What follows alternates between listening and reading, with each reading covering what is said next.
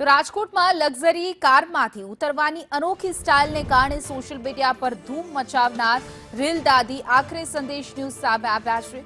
દાદીએ આ viral video પાછળનું અસલી કારણ જણાવતા કહ્યું કે તેઓ કોઈ અમીર પરિવારથી નથી, પરંતુ સ્કૂલની બહાર બાળકોને નાસ્તો વેચીને પોતાનું ગુજરાન ચલાવે છે। તેમણે તો માત્ર ગાડીવાળા ભાઈને એક સ્થળેથી બીજી જગ્યાએ મૂકવા માટે લિફ્ટ માંગી હતી, પરંતુ જેવો ગાડીનો દરવાજો ખોલ્યો કે અચાનક આ વિડીયો શૂટ થઈ ગયો। સોશિયલ મીડિયા પર આ 70 વર્ષના દાદીનો સ્વેગ અને અનોખી સ્ટાઇલ હાલ ભારે ચર્ચાનો વિષય બન્યો છે।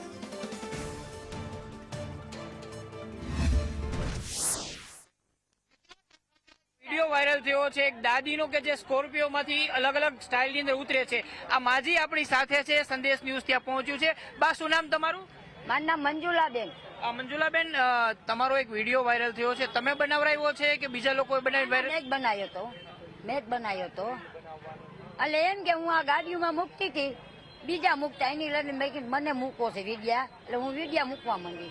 બરોબર, મારે કઈ રૂપિયાની કમાવાની લાલચ નથી, મને આ મારી રોજી રોટી મને સાંજે 50 રૂપિયા મળે ને તો સંતોષ છે। મારે એકલીને ખાવું છે ને એકલીને કમાવું છે।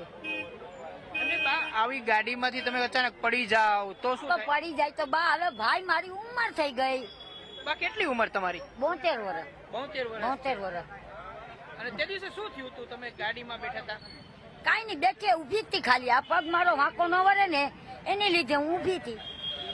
આ નેતાઓ મોટા મોટા લોકો છે, ગાડીમાં અમે એક પગ રાખીને ઉભા થયા પછી રીલ બનાવે, એવું તમને શોખ થયો? ના, એવો શોખ નતો। તો ખાલી આમ તો એમ ના, હું આપણે ગાડીમાં એક્ટિવામાં વિડિયા મૂકું ને તો મને કોપિયામાં શોખ થયો। તમે એક્ટિવા પણ હલાવો છો? એક્ટિવા હલાવું જ છું, મારે વિડિયા જ મેલું હું। મારા 4,500-5,000 તો ફોલોવર છે મારે। તમારા 5,000 ફોલોવર? હા, એટલે એમ કે બીજો મને કોઈ શોખ નથી, મને કમાવાની કોઈ લાલચ નથી। એમની તમે હવે ફેમસ થઈ ગયા કે પહેલેથી ફેમસ?